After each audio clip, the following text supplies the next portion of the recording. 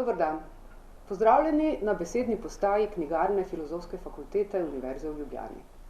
Danes se bomo ukvarjali s klasiko. Z dvema novima prevodoma klasične literature. Kdo se bo pogovarjal? Dve prevajalki in en urednik. Prevajalka Lijana Dejak, ki je z nami prek Zooma. Lijana, zdravo. Prevajalka Đurđa Trsoglavec, ki sem tudi v vlogi povezovalke tega pogovora, ker sem zaposlena na oddelku za slavistiko Filozofske fakultete in se je nekako po logiki stvari postavilo tako, da kot domača tudi povezujem, in z mano je urednik Andrej Ilc iz Mladinske knjige. Zdravo, Andrej. Živijo. Zbrali smo se torej, da bi predstavili dva, kot velikokrat zdaj že preberemo, povsod vrhunca letošnje založniške bere, Mladinske knjige, in sicer dva nova prevoda dveh klasik, Vojne in miru in Travniške kronike. Andrej, kako se in kdaj in na podlagi česa založba odloči, da je čas za nov prevod nekega besedila, ki je že prevedeno, lahko enkrat, lahko tudi dvakrat, pa se sedaj odločite, da bi pa še enkrat na novo? Ja, to je zelo zanimivo vprašanje. Moram reči, da sem si prinesel s sabo en plonk cegelc, ki ga bom včasno pogledal van, ker mi v bistvu daje, bi rekel, nekaj iztočnice za ta odgovor tudi. Zdaj, razlogi za to so zelo različni. Včasih so tudi komercialne narave v smislu tega, ker recimo potečejo avtorske pravice za kakšno besedilo izvirnika. Vemo, da avtorske pravice veljajo 70 let po smrti avtorja, in potem običajno vidite, da ko mine teh 70 let, se nenadoma vsuje cel povoden prevod. Recimo pred časom je bil tak primer Virginia Woolf, ki smo dobili skoraj vse v slovenščini, mislim, ne vse, ampak precej. In to je bil pač razlog ta. Zdaj recimo trenutno je tak avtor George Orwell, ki je tudi zunaj copyrighta. Zdaj v 50 letih bo sledilo kup klasikov, Thomas Mann, Bertolt Brecht in tako naprej. Skratka, včasih je razlog ta. Čeprav moram reči, da pri nas niti ne. Šel sem pogledat nazaj in sem videl, da smo pač v zadnjih 20 letih naredili res zelo veliko novih prevodov po večini klasikov, in skoraj vsak ima neko svojo zgodbo. Recimo, včasih je razlog ta, da je bil star prevod narejen iz relejsko, se pravi preko tretjega jezika. Običajno v starih časih je bilo to največkrat nemščina, recimo skandinavske jezike so vse prevajali iz nemščine, in tako smo imeli recimo vrsto let prevod Andersenovih pravljic iz nemščine. Ta prevod je bil zelo dober, zelo lep. Zdaj vemo, kaj je pač, zdaj to poznamo o lepih pa o zvestih prevodih, ampak je bil iz nemščine. Imel je tudi pač bile so neke stvari prilagojene že v nemškem prevodu in so potem tudi v slovenskem in recimo odstopajo od izvirnika. V vžigalniku so ta oči tistega psa primerjene z nekimi kamni v Köbenhavnu, v prevodu pa je nekaj drugega. Skratka, da ne bom zdaj preveč zašel Skratka, tukaj je bilo potrebno narediti, se je pojavil nekdo, ki je pač znal danščino, in smo potem naredili nov prevod iz danščine. Potem, recimo, če ostanem pri otroških knjigah, Grimmove pravljice, smo pred časom, zdaj že 30 let, naredili nov prevod iz nemščine. Tudi stari prevod je bil iz nemščine, ampak tokrat smo naredili celotno zbirko, tako da je takrat to Polonca Kovač na novo prevedla. Potem spet kakšen drugačen primer je, da je prevod sicer obstajal, ni pa bil, bi rekel, cel. Kakšne stvari so iz takih ali drugačnih razlogov bile spuščene. Po vojni vemo, da je bilo precej tega, predvsem kakšne ideološke stvari so šle ven, pa tudi kakšni namigi na spolnost, pa tak. Recimo star prevod Lady Chatterley, manjka precej delov v njem. Ali pa recimo primer je bil tudi recimo zelo zanimiv Heidi, otroška klasika, ko smo pač šli delati, najprej smo mislili delati ponatis, potem pa je urednik šel primerjati, ker so bile slike in je videl, da pač celi deli manjkajo. Tako da to je tudi recimo kar dober razlog za to, da greš delati nov prevod, če pač star izvirnik ni popoln.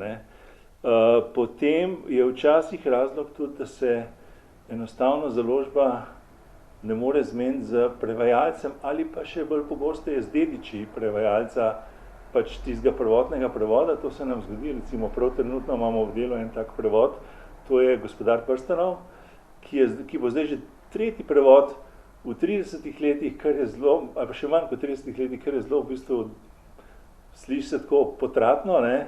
Zakaj pač ni prvi dober, pa pač vemo, da so prvega delali 3 prevajalci, kar je že malo problematično, potem sem jaz sem urednikoval ta drugega, zdaj pa se pač te prevajalce nismo mogli zmeniti in zdaj delamo pač novega, to je pač spet v bistvu en tak razlog. To, da razlogi so zelo različni in včasih ne, je pa enostavno razlog tudi ta, da je star prevod res star, tako kot je bilo tukaj v obeh primerih, pri Travniški kroniki in vojna je imela skoraj 100 let, Travniška kronika 60, in v tem času, če ne drugega, pač se jezik razvija, ne.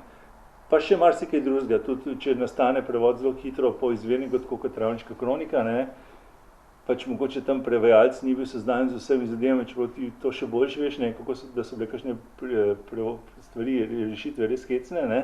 Tako da pač vedno je nek razlog, zdi se mi, da skoraj vsaka knjiga, mislim, ki še zdrži, pač, ki je pač klasika, ne, po 50 in več letih si verjetno bi zaslužila nov prevod. Čeprav se vedno najdejo ljudje, ki imajo rajši stare prevode, to je pa tudi res, ne.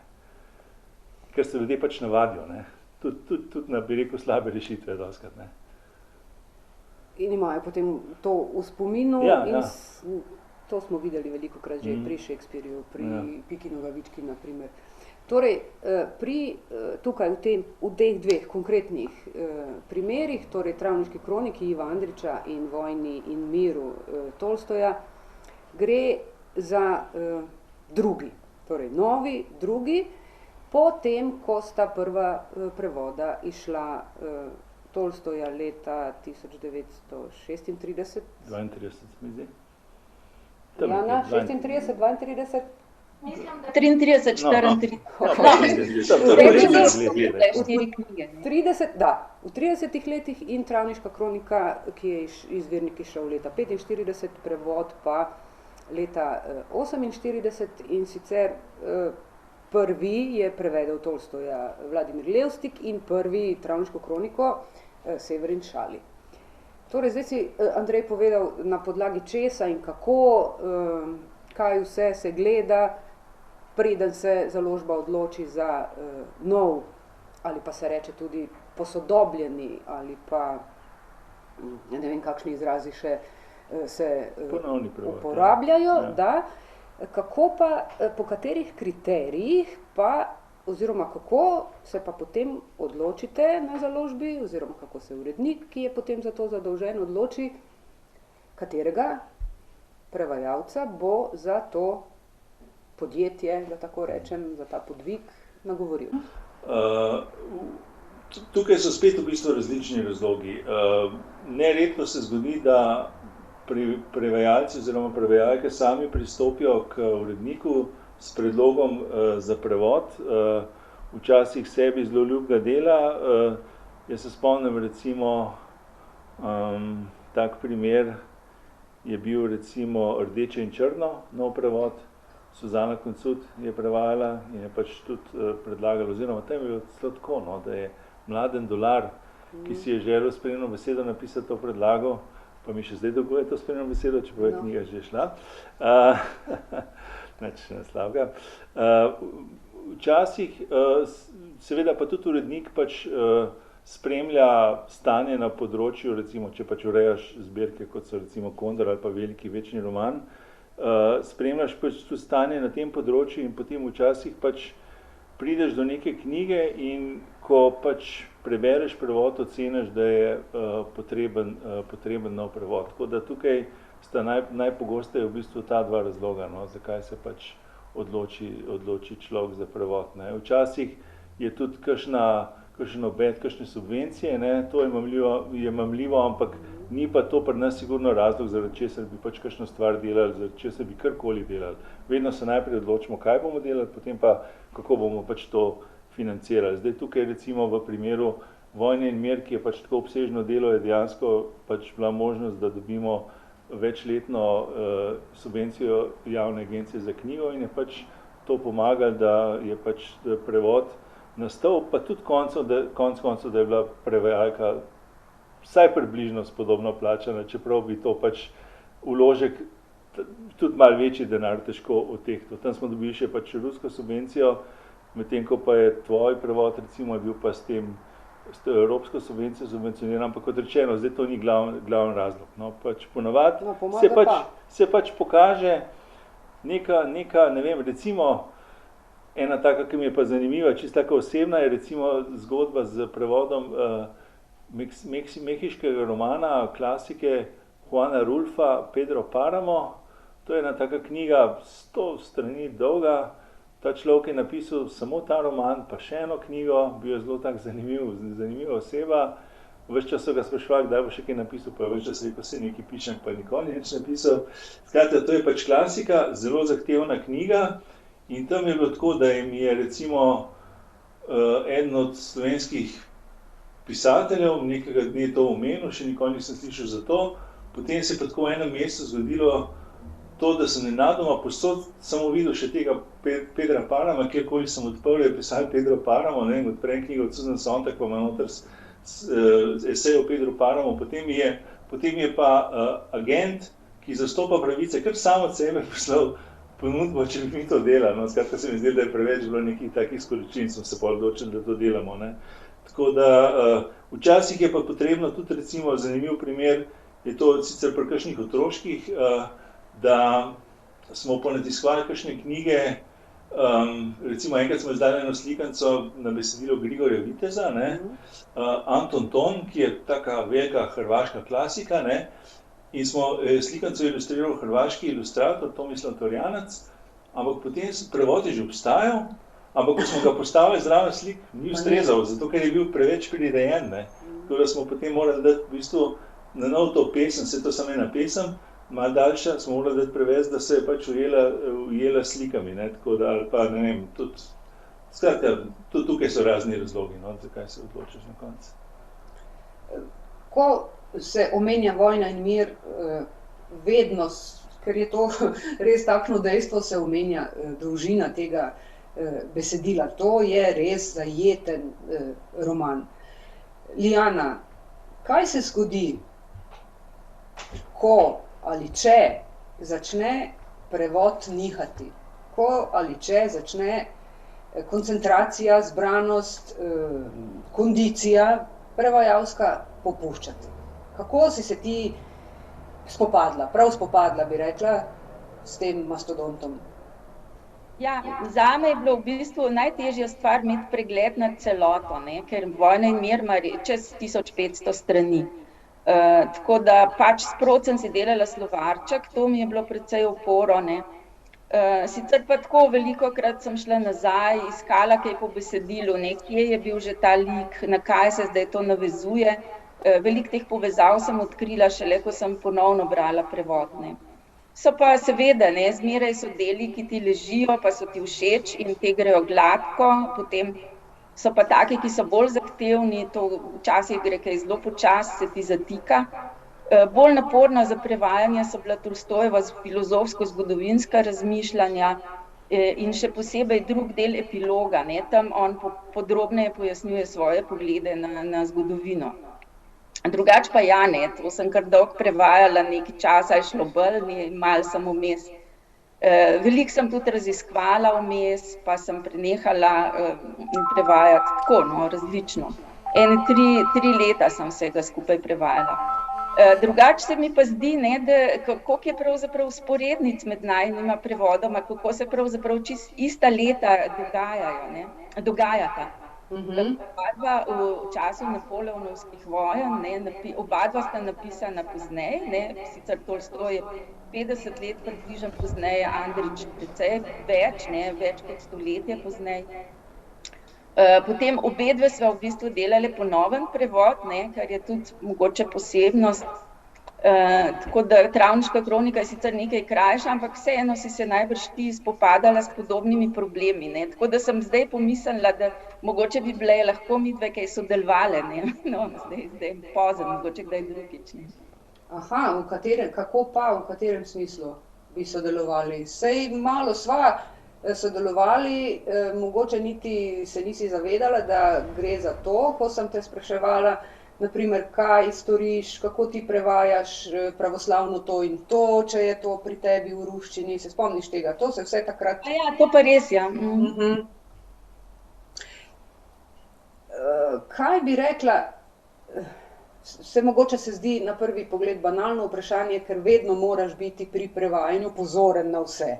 Ampak glede na to, da gre za staro besedilo, ki je staro, in glede na dogajalni čas tega besedila, na kaj si pa še posebej morala biti pozorna, da te je to mogoče obremenjevalo pri prevajanju? Ja, zelo taka stvar posebna so take zelo običajne besede, ki so pa imele takrat kakšen dodaten pomenski odtenek, ne, za katerega v slovarju piše zastarel pomen. Ne. To je res zlahka spregledaš. Ne. Včasih je težko ugotoviti, kaj so posebnosti Tolstojevega sloga in kaj mogoče takrat kaj je recimo posebnost Tolstojevega sloga in kaj so res takrat tako rekli. Ne. Recimo ameriški prevajalec Tolstoja Richard Pivier pravi, Tolstoj ne reče v ruščini, ampak reče tako, kot Tolstoj reče v ruščini. Ne.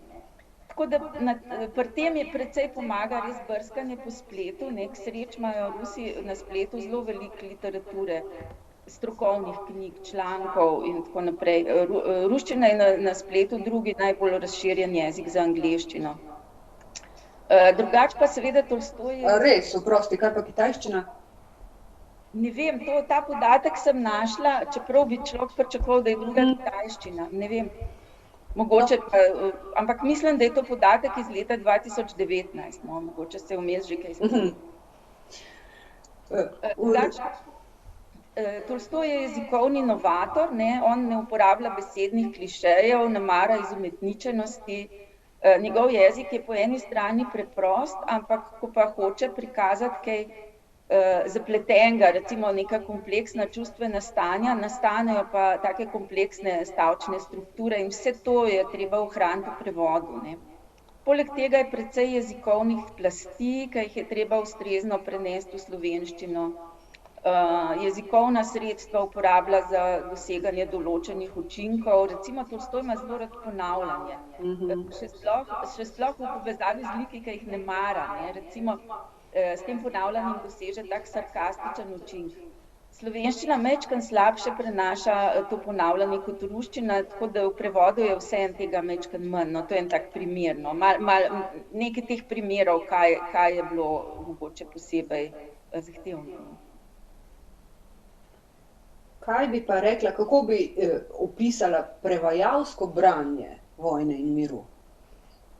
Ali je bilo to branje takšno, kot je branje tudi drugih besedil, ki jih prevajaš, ker kaj mislim, ko rečem prevajalsko branje? Prevajalsko branje je drugačno od pogojno rečeno navadnega branja. Ali je prevajalsko branje Vojne in miru bilo v čemerkoli drugačno od siceršnjih tvojih prevajalskih branj?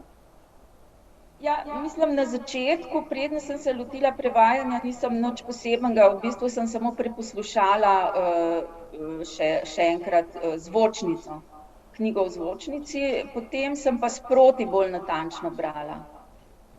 V bistvu podobno kot pri drugih knjigah, no, ni bilo take razlike, mislim. Hvala. Bi Andrej še tebe vprašala, Lijano, kako vpliva to, torej dolžina besedila na kondicijo in na to, da začne ta zbranost malo nihati, kako pa je pri mastodontih z urednikom? Name zelo vpliva, jaz sem krajše knjige, to vsi vemo. Tako da Lijanino knjigo je uredila Alenka Veler, ne, tudi zaradi moje kondicije, ne. Tako da, ne vem, recimo, če govorimo o branju tvoje knjige, ne, ki je 500 strani, ja, ampak se mi je zdelo, da sem totalno se ti prepustil, ker se mi je zdelo, da ti si tako vzdrževala to kondicijo in sem dobesedno se potopil knjigo in ni bilo problema. Mislim, na kondicijo dostikrat vpliva tudi kvaliteta prevoda, to bom rekel. če se že v prvem stavku trikrat spotakneš, potem je konc. Potem ali pa potem, recimo, če zelo hitro vidiš, kakšen je prevod. Včasih sicer se zgodi tudi, da te mogoče prevajalec malo zavede. Recimo mi vedno, ko pač se nam ponudijo novi prevajalci, jih preizkusimo. Imamo te nek preizkusni prevod in damo to naše dve kolegici, ki pač najboljše obvladata tuje jezike, to prebereta. In tam seveda se vsak predstavi v svoji najboljši luči. Potem pa se včasih zgodi, da ko dobi celo knjigo, tukaj ne zdrži kondicija, ampak dobro, tukaj govorimo o začetnikih. Ampak mislim, da na kondicijo, vsaj mojo, v veliki meri vpliva to, kako pač zadeva teče. Tako da se mi zdi, da če so napake, potem rataš nezaupljiv do vsakega stavka in tisto potem res muka. Ker vemo tudi, da se tazga prevoda praktično v bistvu ne da popraviti. Da je potem bolje ne krpati, temveč razdreti in... Se to imamo tudi pač vsakoletne dileme pač s takimi prevodi tudi, da pač kaj narediti. Zdaj se bom navezala na to z naslednjim vprašanjem. Kaj si ti konkretno kot urednik obetal od novih prevodov teh dveh in ali so se ti obeti uresničili? Ja, najprej bom rekel, da so se obeti po moje uresničili. V obeh primerih se je tudi potrdila kot pravilna naša odločitev, da smo šli pač v te nove prevode, zato ker zdaj pri vojni miru je bilo pač že sama priprava, preden se je Iljana lotila, je bilo precej nekih pogovorov, dilem. Največja dilema je bila seveda ta famozna francoščina, kjer so pač mnenja deljena. Tudi zdaj vidimo, pač, ko se piše o knjigi, da pač kakšni starejši gospodje zastopajo stališče, da bi to morala obvezno biti francoščina in da Bog ne dej to zdaj v slovenščino in da to čist knjiga v nič.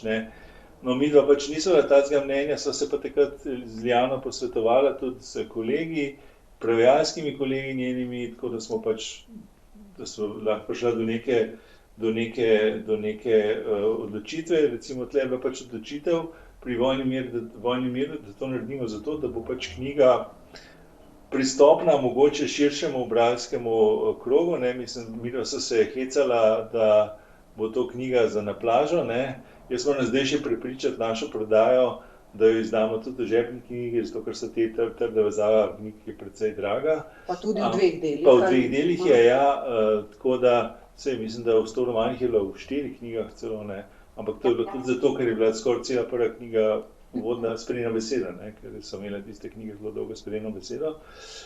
Tako da je bila pač to odločitev, tudi ta francoščina in pa še par drugih odločitev in se mi zdi, da pač zdaj je pač tudi v tem smislu je bil nov prevod upravičen. Pri tebi pa tudi potem skozi to, kar so se mi pogovarjala, da pač je res bilo zelo precej rešitev prejšnjega prevajalca, pač milo rečeno, kako si ti rekel, da je to v bistvu priredba ali nekaj takega, da so le milo rečeno pač čudne. Da je veliko neustreznih prevedkov. To se zdaj bere res kot en tak sodoben roman, tako kot pač Ivo Andrić tudi je in se pač vedno bolj kaže, da je in se mi zdi, da pač tudi v pravem trenutku ta prevod prihaja. Pri novih prevodih, če so dobri, je to tudi fajn, da pač zbudijo ponovno zanimanje za avtorja, za delo, Tako da sta te dve knjigi, to nedvomno vidimo tudi iz publicitete, ki ste jo dobile, sta pač naredili in tudi v tem smislu, pa tudi prodajata se obe dve čisto dobro, ampak to spet ni bil glavni razlog, zakaj smo se pač tega lotili, tako da... No, to, da se prodaja, ali kako in ali se prodajate tega, jaz ne vem, da pa se bereta obe, to pa vem in super, a ne, Iljana? Ja, fino, tudi jaz sem tako veliko dobrih odzivov dobila.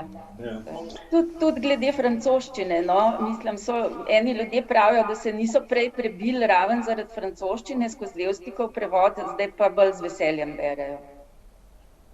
No, pa navsezadnje, tudi če zdaj kdo očita, Zakaj ni, imaš ti argument v ponovni avtorjevi, avtorizirani izdaji, kjer pa francoščine več ni. Ne? Ja. Lahko malo več o tem poveš. Tolstoj je že sam za tretjo izdajo, to je bilo 873. leta, je sam prevedel vso francoščino. Ampak potem naslednja izdaja je bila pa spet ta francoščina vrnjena in ta izdaja je bila potem kanonizirana. Tako da ja, no, ta odločitev je legitimna med drugim tudi zaradi tega, ker je Tolstoj sam že prevedel francoščino. Ampak poleg tega pa tudi bralci, ki pa imajo radi, ki bi radi imeli francoščino in ki bi radi imeli malo več starinske patine, imajo še zmeraj na voljo Levstikov prevod, ne. Jaz mislim, da bosta pač zdaj oba prevoda živela vzporedno, ne. Preden se na to navežem, kar si rekla, bi samo glede tega, Andrej, kar praviš, torej, da je spet, da je Travniška kronika aktualna in da je brana. Zelo zanimivo se mi zdi v Mladini 3.9. Bernard Nežmah v svojem pamfletu fino citira Andrića, ko govori o tem, kako se Zahod obnaša v Afganistanu in tako naprej. Hkrati pa tudi predstavlja knjigo na tistih straneh, ki so namenjene temu. Torej, o tem sobivanju ali pa nesobivanju starih in naslednjih, novih prevodov, kaj bi pa o tem rekel? Ker ni nujno, da sobivajo. Ja, včasih ni nujno že zaradi tega, ker v bistvu so stari prevodi toliko stari, oziroma so izdaje teh prevodov toliko stare, da tudi v knjižnicah stežka še najdeš kakšen izvod, ne. Tako da, recimo, ko izide nek nov prevod knjige, ki zelo dolgo ni šla, bo zelo verjetno, če ni pač v knjižnicah tega več na voljo, bo zelo verjetno kmalu zamenjala staro knjigo. Drugače se mi pa zdi, da pač prevod je avtorsko delo. Tako da se mi zdi, da pač je treba to tudi tako brati, ne. Zato recimo sem enkrat en zanimiv pogovor z enim prevajalcem, ki je hkrati tudi dedič nekega še bolj znanega prevajalca, ki mi je pač res točno to rekel. Rekel, prevod je, ker je šlo za to, da se nam je zdel tisti star prevod nekam, mogoče kakšne stvari bi hotel popravljati, pa je rekel, naredite nov prevod. To ni smiselno. Tisti prevod je nastal takrat, naredil ga je ta pa ta, to je avtorsko delo, naj pač stoji tako, kot je. Če pa mislite, da pač ne ustreza, naredite pa novega. To se mi je zdelo pač kar smiselno stališče, no. Tako da se mi zdi, da pač je treba to gledati tudi na ta način. Se mi zdi, da komot obstaja, v enih primerih so mnenja zelo deljena, ne. Tako kot sem prej že rekel, ne, eni imajo pač rajši tudi starejše prevode. Recimo, prej sem pozabil omeniti en zelo zanimiv primer, je Mali princ, ne. Mali princ tudi nima več avtorskih pravic, ker je pač Saint-Exupéry med vojno 1944 je pač v tistem avionu izginil. In zdaj imamo v slovenščini že po moje 4 prevode. Mi imamo pač tega prvega, ki ga je naredil Ivan Vinati in ki je zanimivo še zmeraj najbolj priljubljen, vsaj prodajne številke tako kažejo, čeprav bi bilo tudi tam kaj mogoče za popraviti po vseh teh letih, ampak mi pač puščamo v glavnem nedotaknjeno, saj mi kakšno stvar že kolektoriramo, pa kaj popravimo, ampak res je tudi to, da če se preveč popravlja star prevod, potem to ni več tisto, kar je pač ta prevajalec naredil, ne. Potem se res gubi smisel, da bi pač ga še ponatiskovali, ne. Tako da, recimo, še ena stvar je prišla na misel, to je institucija, ki je v bistvu porodila največ novih prevodov, je pa maturitetno branje, ne, oziroma knjige za maturo, ne. Ker tam je pač, vse vemo, da tam je pač neka taka ureditev, da se pač, ko se objavi, se založbe v nizkem štartu zaženejo, v katero bo to pač ponatisnila in izdala, ker je to, se smatra za kar donosno zadevo, kar se meni zdi pač preveč pametno, ne. Ampak tam se vedno zgodi, da knjige, ki nimajo avtorskih pravic, se pravi, knjige, ki imajo avtorske pravice, lahko izda samo ena založba, ne. Ampak knjige, ki pa nimajo, to so pa po večini ravno klasike, Ibsen, Shakespeare, Cankar, tam pa potem dobimo, ne vem, v nekaj trenutku smo dobili 3 ali 4 prevode ene Ibsenove drame, pa ne vem, Gogolja, Revizor, polno, ne. Tako da tam se potem tudi naredijo zanimive stvari, pa tudi tam dobimo pač boljše pa slabše, ne. Potem se verjetno pač kakšna od teh obdrži, ostale pa pač grejo na oltar te hitrosti, zaradi katere je bilo treba nov prevod narediti. Tako da jaz v tem soobstajanju ne vidim nič slabega, se mi zdi, da vsak bere tisto, kar mu paše, ne, tako da pač, pa seveda ponujajo pa tudi čisto za akademsko sfero ponujajo pa zanimive iztočnice za razne primerjave, ne. Tega recimo pri poeziji, recimo še precej, ne, kjer imamo res pri kakšnih pesmih, se spomnim, ne vem, Bojev Kroka, recimo, ne vem, 5 prevodov ali koliko, pa je to res zanimivo potem brati, ne, kako to pač kdo rešuje, ne, tako da meni se zdi, da to pač bogati na splošno trg in naša obzorja, ne. Da, vse, kar širi naša obzorja, je po moje dobrodošlo, pa mislim, da ne samo po moje, in se mi zdi, da bi se, kaj naj rečem, spodobilo in sploh bi bilo pravično, če bi se Andrić vrnil na seznam maturitetnih branj. Svež prevod Čavniške kronike je kot naročen. Ivo Andrić je Nobelovec, Tolstoj je klasik, Vojna in mir je kulten roman. Kako si se, Lijana, si kaj čutila pritisk te kultnosti? Ja, jaz sem se kar bala lotiti tega tako znamenitega dela, ne, in sama se ne bi upala tega predlagati založbi, ampak ko mi je Andrej ponudil prevajanje, mislim, to je taka ponudba, ki jo prevajalec težko zavrne. V redu, in si ves čas imela ta neki zoprn občutek in mogoče tudi nekega, ne vem, nelagodja, strahu, ker gre za tako kultno besedilo, ali je to potem po neki, recimo, 700. strani popustilo? Ne, samo na začetku, ne, potem se pač lotiš in se konkretno spopadaš z besedilom, ne, sej, mislim, načeloma to ni tako grozen težko besedilo, ne, pol je ta njegov obseg je tako, to se mi zdi še najbolj, no. Drugače pa to, mislim, tudi za branje, ne, to je fajn tekst, ne, to ni nekaj, s čemer bi se moral prav spopadati, sploh zdaj, ker nima francoščine, je v bistvu to fajn za brati, ne. No, saj je bilo tudi prej fajn, ko je bila francoščina, samo malo te je... Prej si moral v bistvu ves čas iskati v opombah prevode in te francoščine je bilo res veliko, ne, že samo v prvi knjigi je bilo skoraj 400 odlomkov iz odlomkov francoskih. Sem pa hotela reči še to, da je bil Levstikov prevod je zelo dober, ne, to je odličen prevod, samo jezik je pač zastarel. Si kaj ohranila mogoče, si kakšno prevodno rešitev iz starega prevoda Levstikovega prevzela? Si sploh kaj gledala v Levstika?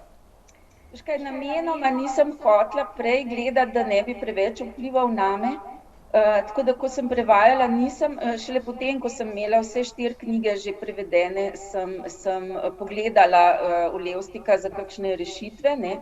In parkrat sem spremenila, ker se mi je zdela njegova rešitev boljša, ampak takih primerov je bilo zelo malo. Drugače sem se pa zelo naslanjala na ameriški prevod Richarda Pivierja in Larise Volokonske iz leta 2007 in ta prevod je odličen in tudi zelo natančen, no, tako da bolj sem se na tega ozirala. Tukaj pri Trajnški kroniki je pa mogoče za razliko od Vojne in miru malo drugačen primer bil, ta prevod je kot rečeno nastal zelo kmalu za izvirnikom, 3 leta po izvirniku in mislim, da si ti pač prišla do ugotovitev, oziroma ko si delala prevod, oziroma že prej, da pač pa v nekaterih pogledih pa precej odstopa od izvirnika in v tem smislu pa bil res potreben nov prevod. Da, na nekaterih mestih si res kot bralec malo presenečen, kaj je botrovalo takšnemu prevedku, kot ga tam človek najde. jaz sem tu pa tam šla pokukati v to besedilo, prevod, ki ga prej nisem poznala, ker sem vedno od nekdaj Andrića brala v izvirniku, da bi si morebiti pomagala na nekaterih mestih, ki so zoprna, ki mi niso uspevala, ki sem nad njimi visela, ne vem, pol dneva, pa tak delček pa mi ni bilo všeč in sem potem ugotovila, da je res na precej mestih neustrezen, najlažje rečem tako. Ne vem zakaj, res imamo danes na voljo, mislim, en klik daleč si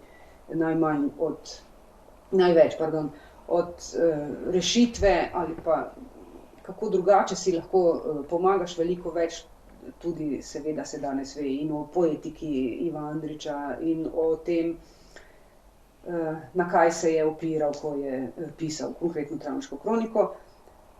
Tako da ne vem, potem seveda teh prevodnih rešitev, ki sem se jih nadejala prevzeti iz že obstoječega prevoda, zakaj ne, če so v redu, to je povsem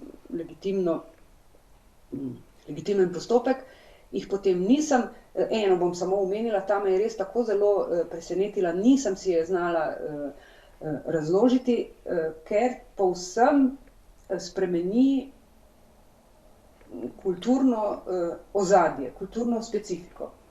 Torej, dogaja se na začetku 19. stoletja, dogaja se predvsem v Travniku, v vezirskem mestu, v današnji Bosni in Hercegovini, torej tam je vezir kot predstavnik Osmanskega cesarstva, kot predstavnik Istanbulskega oziroma Carigrajskega dvora, tam sta dva konzulata, dva konzula in potem rodi žena francoskega konzula in vezir želi poslati darilo in to ogromen pladenj, v izvirniku baklav. Torej, pladenj baklav, baklava kot tipična otomanska, osmanska sladica. Pri Severinu Šaliju, torej prevajalcu, pa je to velik pladenj potice, orehove potice. Res, če bi bilo karkoli drugega orehovega, samo ne potica, kaj si potem bralec, kako si to predstavlja? Da je očitno ne vem, potica tako popularna, da jo tudi na Osmanskem dvoru. Zanimivo bi bilo, kaj si je prevajalec predstavljal, ne? Zakaj je prevajalec to? Da, pa ne vem, leta 1948 pa se mi res ne zdi beseda baklava v slovenskem prostoru in v slovenskem jeziku neznanka. Mogoče takrat ni bilo dosti potice, pa ne skratka. Mislim, to je zanimivo, ker v bistvu to je, prevajalci si dostikrat, recimo predvsem v knjigah za otroke in mladino, si večkrat, nekako je vedno veljalo, da si to svoboščino tam pa lažje privoščiš, to prirejanje, ne. Jaz recimo tega ne maram preveč, ne, če v angleški knjigi prebereš, da je mama hodila na tombolo v Žužemberk, ne, in recimo zanimiv primer, mi je zdaj prišel na misel Pika Nogavička, ne. Zdaj, ena prednost, če prevajaš na novo res veliko klasiko ali pa še otroško klasiko, je to, da dobi knjiga in skupaj s knjigo tudi ogromno publicitete, ne. Zdaj, Vojna in mir pa Travniška kronika sta vse resni knjigi za odrasle, tukaj pač vse ostalo v nekih okvirih, ampak Pika Nogavička, ko smo mi to na novo izdali, Nada Grošelj je prevedla pred leti, ta knjiga je imela toliko publicitete, ne, in če se zgleda, kot da itak, ne vem, vse sorte so bili pač tudi strastni odzivi, tega ne bomo sprejeli, dajte pa natisniti staro knjigo. Kroglice pregelk morajo ostati. Kroglice pregelk še ven, pa še toliko tega, ne, ampak tam je pač imela Nada Grošelj prevajalka, za vsako rešitev je imela pač točno utemeljitev, zakaj je to naredila, da ne rečem, da smo, bi rekel, cel uredniški konzili, ne, in 3-4 uredniki smo se z njo sestajali, pa še med sabo in smo potem res neke stvari debatirali in smo potem dobesedno šli od rešitve do rešitve in se odločili, kaj ostane, kaj pa pride na novo ven, ne, ampak to je potem zdaj, to že par let, otroci mlajši zdaj so pač se verjetno navadili, ker je to prva stvar, ki so jo prebrali in bo zdaj ta prevod. Čeprav tudi tam star prevod ni bil slab, Kristine Brenkove, bil je pa narejen iz nemščine, ne, v 50 letih in je pač imel tudi te, bi rekel, oznake tistega nemškega izvednika, ker so določene stvari prirejene, tako da jaz nasplošno nisem za to, no, da bi se zadeve preveč prirejale, tudi v otroških knjigah, ne, sploh ne danes, no, se mi zdi, da ni potrebe. Da sploh tam ne. Ker je fajn, da tudi otroci in mladine, da spoznajo pač ljudi, ki živijo pač drugačne, pa ki jejo drugačno hrano, pa ne vem, kako imajo drugačne navade. Nekateri bralci, zdaj, da se navežem na to, kar si ravnokar rekel, so me res tako začudeno vprašali, ker so prelistali in so pričakovali, da bo v Travniški kroniki zadaj slovarček manj znanih izrazov, turcizmov in tako naprej, ker so bili tega vajeni iz prejšnjega prevoda in ker so to poznali tudi iz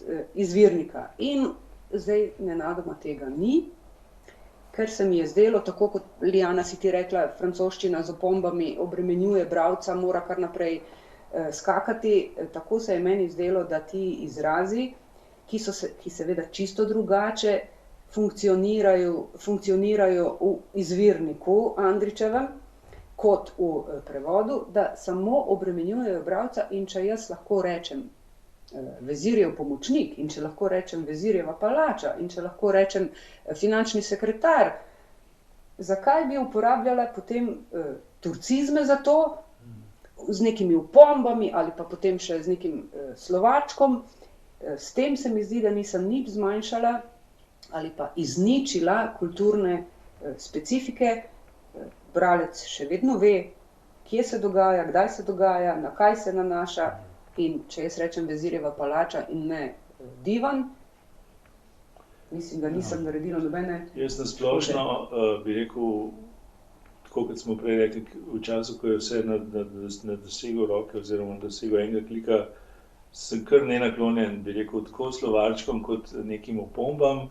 Če se spomniš, je bila prva bralka, ki je to pač predlagala, lektorica, ne? Ja. In moram reči, sem jaz pač, ko sem bral tvoje razlage in komentarje, se mi zdi, da je to prav tak, sem postal fan novega žanra. To so pač opombe inteligentnih prevajalcev, ki jih pišejo recimo svojemu lektorju ali pa uredniku, ne. Tako da me je zelo pač zabavalo, kako si ti pač to vsako stvar znala pojasniti, tudi to si pač tako pojasnila na način, s katerim se jaz pač kot urednik sem se mogel strinjati, ne. Tako se mi zdi, da res to pač ni potrebno, razen v izjemnih primerih, no, drugače pa pač roman je roman, ne. Razen tisti, ki so pač originalno napisani z opombami, tiste je treba pač preveč z opombami, drugače pa ni potrebe. S tem bomo kar končali, razen Lijana, če bi še ti kaj želela reči?